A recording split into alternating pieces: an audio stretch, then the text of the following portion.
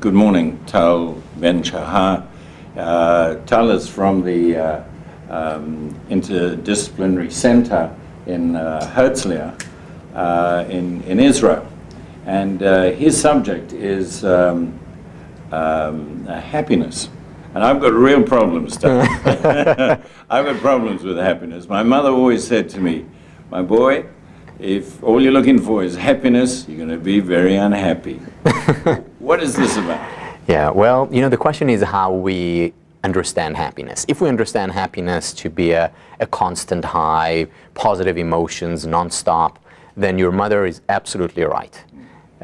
We will not find happiness. However, if we understand happiness to be also a deep sense of meaning, experience when we pursue those things that we care about most, then we can experience a lot of happiness. Not only that, we will experience happiness and we will also be more successful, more generous. Our life overall will be better. Don't you think? One of your themes has been simplify.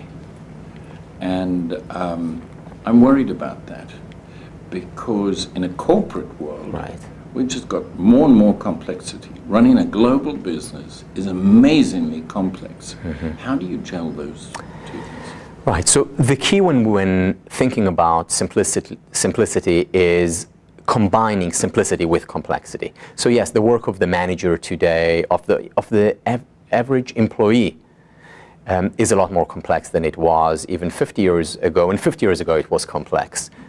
There's a lot of complexity. Now here comes the paradox. The paradox is that when we introduce more simplicity into parts of our day, so even 1 or 2 hours a day of focusing on one thing, reducing multitasking for that 1 or 2 hours, that brief period of time will help us be overall more productive, more creative, will increase our levels of job satisfaction. This 1 hour to 2 hours a day will help us better deal with the rising levels of complexity. It's almost, you can think about it like a race car. A race car, every few rounds, needs a pit stop, needs to take a break. Simplifying, reducing complexity is like that brake that enables the race car, or in this case, us as the manager, the employee, to do even more subsequently. Right, I get it, but here's the thing. You've run one of the most successful courses at Harvard. People want to learn about happiness, but the culture, or whether it's the business school or the culture of business, is there is no break. Mm-hmm. It's amazingly intense. It's 24/7, yes. And in the middle of the night, your BlackBerry is flashing. Answer that email. Yeah.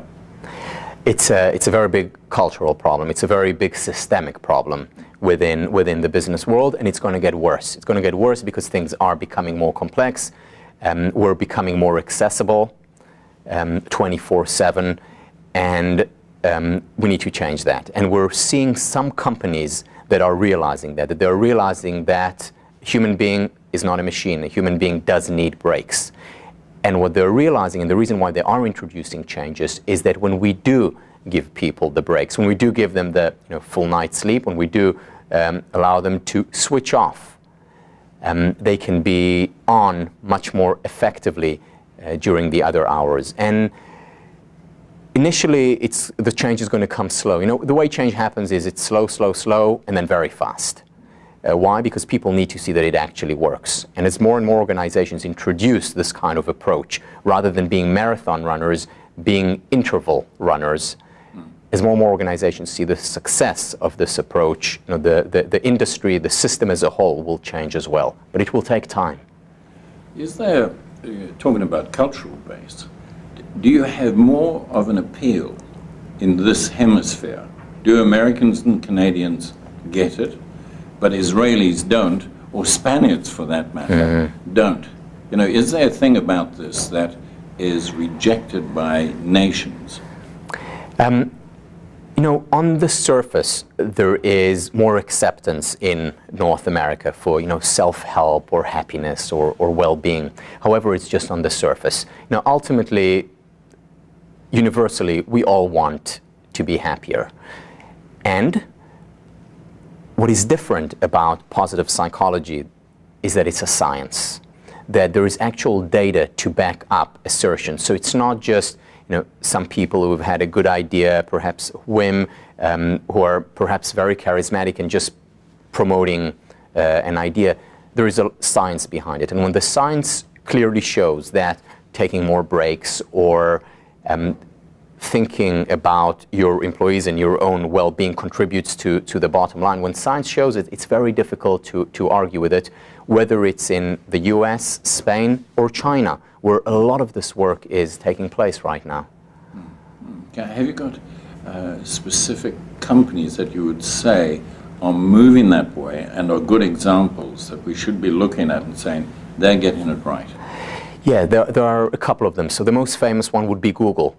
And they understand that when you manage people, you're managing a person, a whole person, which is their emotions, their behaviors, their thinking, and you need to cater to the different needs of each of these systems. W.L. Gore, another company, manufacturer Gore-Tex, and other companies heralded by many as one of the best companies in the world to work for, extremely innovative organization.